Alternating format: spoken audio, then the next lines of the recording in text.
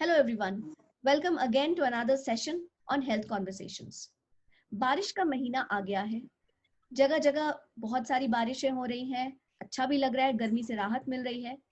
But इस समय एक चीज बहुत ज्यादा फैलता है, वो है मस्कीटो बॉर्न डिजीजेस। आज हम हमारे एक्सपर्ट से ये जानेंगे कि कौन कौन से मस्कीटो डिजीजेस इंडिया में होते हैं इस समय, उनका सिम्टम क्या है और उनकी ट्रीटमेंट क्या है। चलिए बात करते हैं हमारे expert doctor R K. Srivastava, who has about 40 years of medical experience. Sir, good evening. Sir, welcome again to another session on health conversations. Sir, आज का हमारा सवाल ये है कि नमस्कार। नमस्कार सर। आज का हमारा सवाल ये है कि बारिश के महीने में कौन कौन से मस्कीटो बॉर्न डिजीजेस होते हैं, उनके सिम्टम्स क्या होते हैं और उनसे हमें किस तरह से बचना चाहिए। बहुत ही अच्छा सवाल, सामयिक सवाल, अभी के मौसमी बुखारों का सवाल है। भारत जैसे देश में जहाँ पर वाटर लॉगिंग बहुत ज़्यादा होता है, लोग थोड़े हाइजीन के प्रति उतने कॉन्शियस नहीं हैं। इसमें मच्छर द्वारा जनित जो कॉमन इलनेसेस हैं उस पर हम चर्चा करेंगे, जिसमें सबसे ज़्यादा हमारे देश में malaria, filaria, chikungunya, dengue, Japanese encephalitis और जीका वायरस, ये 6 वायरस के बारे में हम लोग थोड़ा चर्चा करेंगे एक एक करके। जी जी। और सबसे वेरी कॉमन एंड पुरानी बीमारी हमारे देश की है, वो है मलेरिया। मलेरिया वैसे आप जानती हैं कि मच्छरों के द्वारा होता है, और ये मच्छर गंदे जगहों में पैदा होते हैं, नाली में पड़े हुए में पैदा होते हैं, और ये फीमेल एनोफ्लीज मच्छर हैं। ये फीमेल एनोफ्लीज मच्छर हैं जो कि मुश्किल शाम के समय ही आते हैं, घर में घुसते हैं और सॉरी वो लोगों को काटते हैं। तो इससे काटने के बाद इसमें बहुत कॉमन जो बीमारी होती है वो जड़ैया बुखार लोग कहते हैं, बहुत दिनों से लोग जानते हैं वो मलेरिया फीवर है। भारतवर्ष में 2 ही तरह का कॉमन होता है, एक वाइवेक्स और एक फल्सीफेरम। तो वाइवेक्स एक बहुत ही कॉमन इलनेस है, जिसमें कि जाड़ा दे करके, बहुत जाड़ा, जिसमें राइगर कहते हैं, शरीर कांपता है। अच्छा। और 3-4 कंबल ओढ़े जाते हैं, तभी शायद ठंड कम नहीं होती है। कितने दिन और चलता है ये कपकपी? ये लगातार जब तक कि आपके शरीर में वो मलेरिया के कीटाणु, क्योंकि मच्छर अपने साथ मलेरिया के कीटाणु वाइवेक्स के स्पोरोजोइट्स लेके चलते हैं, जो काटते हैं तो आपके खून में वो डाल देते हैं।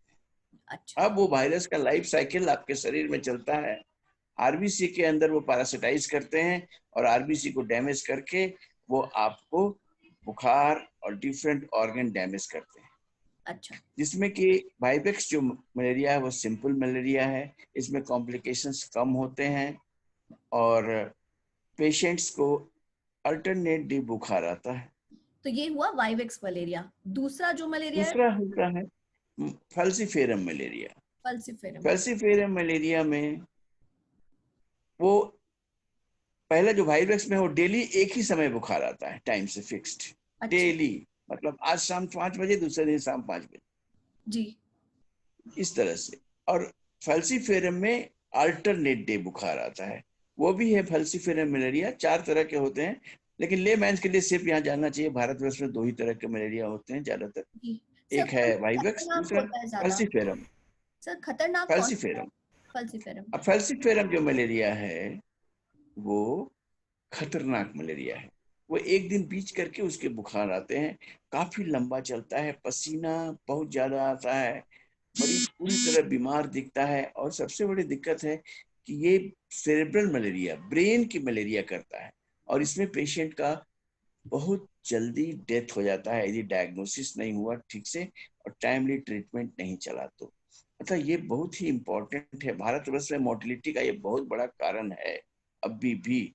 और खुशी की बात है कि इसी मलेरिया के चलते आज जो रेजिस्टेंस हमको थोड़ा मिल रहा है, तो देखा जा रहा है कि भारतवर्ष में जो है वो आपके जो कोरोना वायरस के केसेस थोड़े माइल्ड टाइप के हो रहे हैं और अफ्रीका में भी माइल्ड टाइप के हो रहे हैं। तो सोचा जा रहा है कि ये एक बहुत बड़ा कारण है जो भारतवर्ष और हमें अफ्रीका को एक साथ सूत्र में बांधते हैं। सर तो ये मेरा वायरस हुआ। हाँ सर एक बोलिए। क्वेश्चन ये है, अगर फेल्सिफेरम इतना ज्यादा डेडली है, what is the percentage distribution between both these two malaria in terms of number of cases?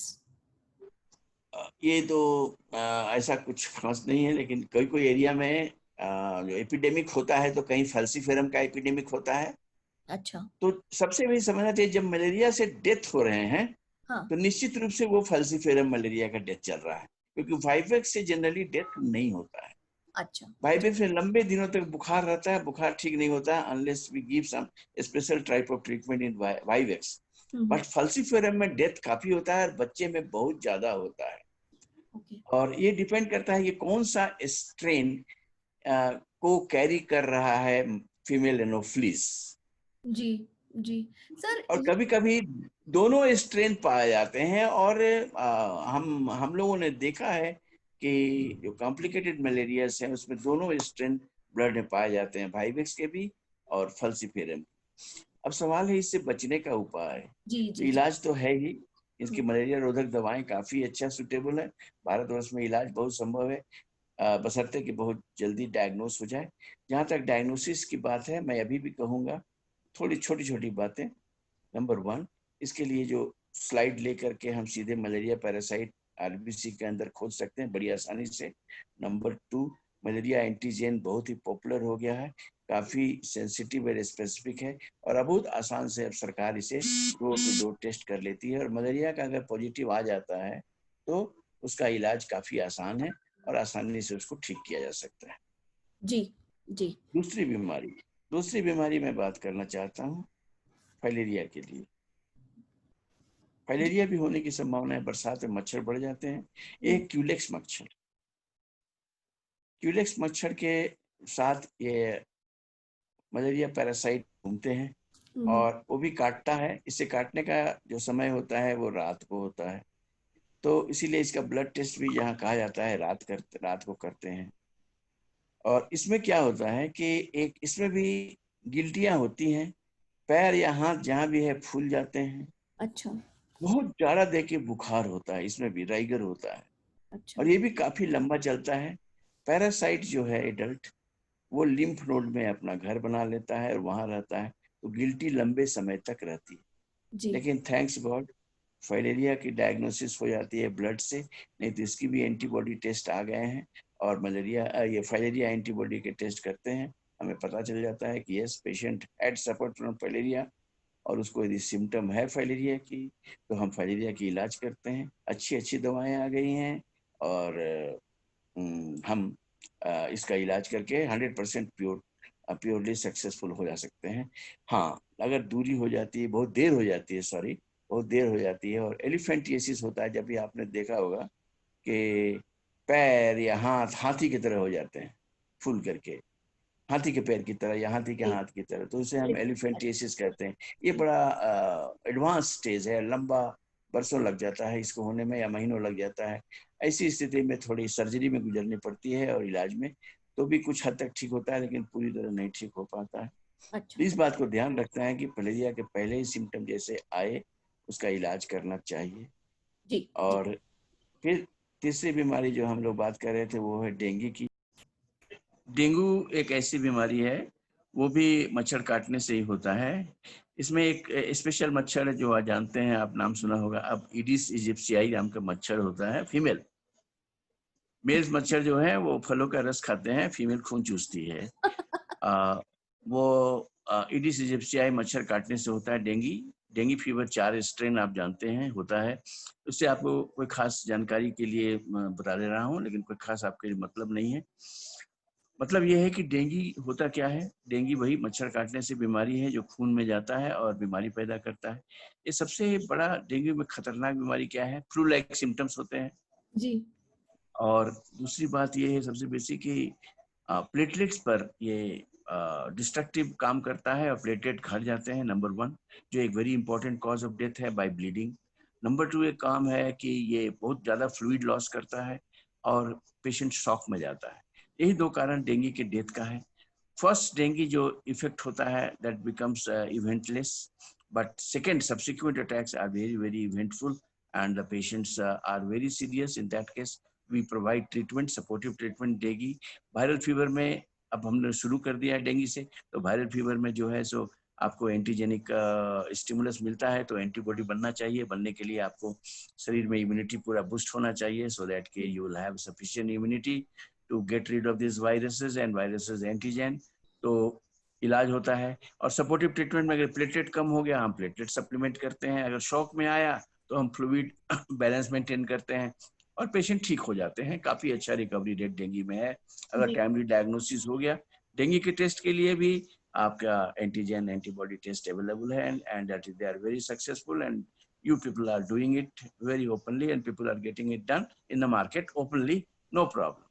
जी। उसके बाद आता है chikungunya, very bad disease, very bad, very treacherous नाम।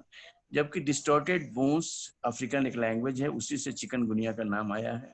अच्छा। चिकनगुनिया भी इडिस इजिप्शियाई मच्छर के काटने से इडिस चलती है और वो काटती हैं, और काटती हैं तो फिर वही फ्लू लाइक सिम्टम्स होता है। But this very bad means the joints are affected very badly and the pain in the joint, दर्दों में, जोड़ों में जो दर्द होता है वो जी। महीनों रह जाता है। लोग रिसर्च ही कर रहे हैं क्या दवाई दिया जाए क्या नहीं दवाई दिया जाए। पेन किलर देते हैं और कोई खास नहीं, लेकिन हम लोगों ने देखा है कि पेन किलर के साथ साथ कोर्टिसोन काफी अच्छा काम करता है वायरसेस में, और लॉन्ग स्टैंडिंग जो पेन है वो बहुत जल्दी रिकवर होता है। और ये सब ऑल ट्रीटेबल कंडीशंस हैं और बहुत अच्छी तरह से हैं। इन लोगों के वैक्सीन अभी तक नहीं निकले हैं, आपको पता जी। ही होगा। जी। जो फिर आता है जीका वायरस। जीका वायरस ये इडिस इजिप्शियाई मच्छर के काटने से होता है। This virus is also producing the similar symptoms of the flu-like symptoms. Ji. Again, the vaccine has not come out. Diagnostic facilities are available by the antigen antibody test, and mostly it is dangerous in the pregnant ladies. If in the pregnant ladies, if they suffer from Zika virus, this is very dangerous because it causes fetal malformation. और बहुत मुश्किल हो इसको रोकना। Sir ये इसकी फैलता कैसे दवाई है भी सर? ये मच्छर कहाँ फीटल, पाए जाते हैं? ये भी वही अब साफ पानी में ईडिस इजिप्शियाई मच्छर में होते हैं, जिस तरह से डेंगू के मच्छर होते हैं। और इसीलिए ये उन प्रेग्नेंट लेडीज को बचा के रखना है।